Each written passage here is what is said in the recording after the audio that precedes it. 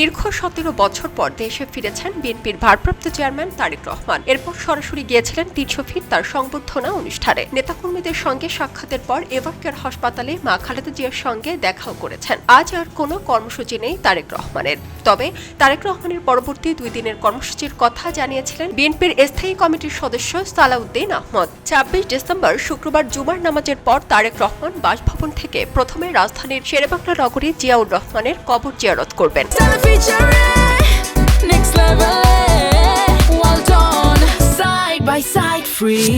সেখান থেকে সাভারের জাতীয় স্মৃতিসৌধে গিয়ে মুক্তিযুদ্ধের শহীদদের প্রতি শ্রদ্ধা জানাবেন।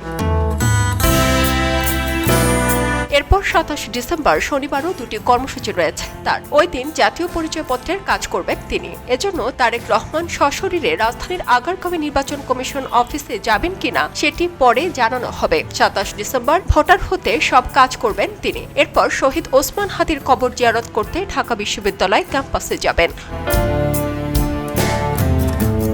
সালাউদ্দিন আহমদ জানান, শহীদ ওসমান হাদির কবর জিয়ারত শেষে সেখান থেকে রাজধানীর শ্যামলীতে পঙ্গু হাসপাতালে চিকিৎসাধীন জুলাই গণ অভ্যুত্থানে আহত ব্যক্তিদের দেখতে যাবেন তারেক রহমান। এরপর আরেকটি অনুষ্ঠান হবে, সেটির বিস্তারিত পরে জানানো হবে।